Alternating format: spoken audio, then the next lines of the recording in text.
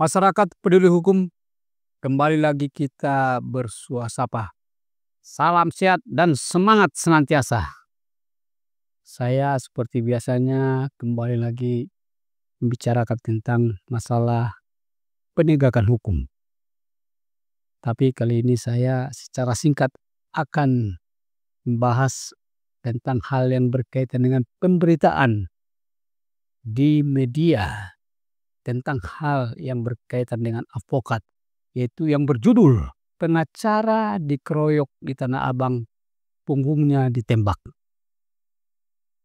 Jujur saat membaca judul berita ini saya kaget juga dan langsung penasaran kenapa pengacara ditembak, ada apa dan masalah apa. Ternyata setelah saya baca berita tersebut adalah berkaitan dengan penguasaan atau penjagaan lahan kosong. Hal ini berarti bukan masalah pribadi, misalnya adanya keributan antara pribadi advokat yang bersangkutan dengan pihak lain. Hal ini juga dalam berita tersebut telah dikonfirmasi kepada Bapak Kapolres Jakarta Pusat dan Bapak Kapolres membenarkan berita tersebut. Ya, saya secara pribadi prihatin kok bisa terjadi penembakan kepada pengacara, apalagi itu adalah hal yang berkaitan mungkin dengan perkara yang ditangani atau sedang ditangani walaupun bukan secara litigasi atau di luar pengadilan.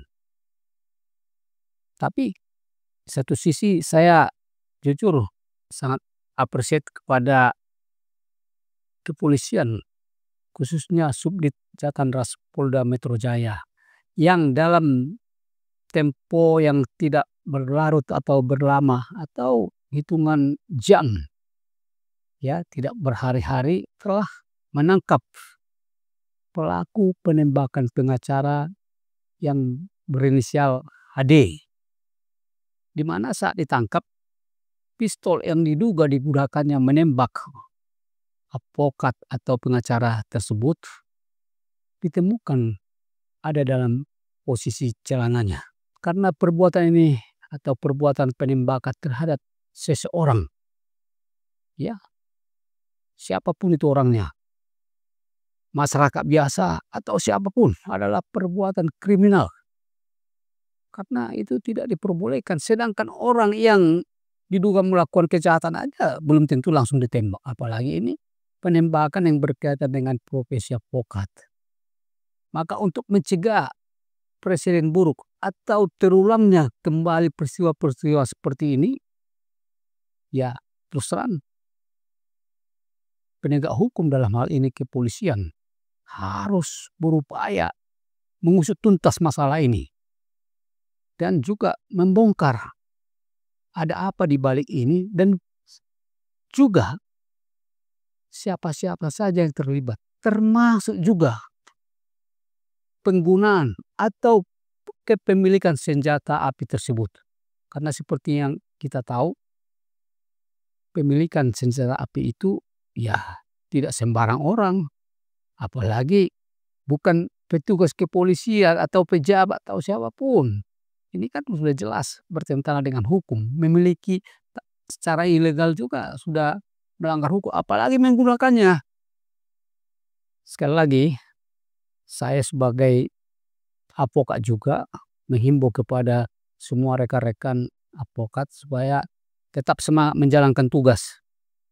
Dan juga nggak perlu takut, karena hidup ini memang ya kita harus melakukannya secara benar. Kalau kita di pihak yang benar, ya apapun yang terjadi kita hadapi.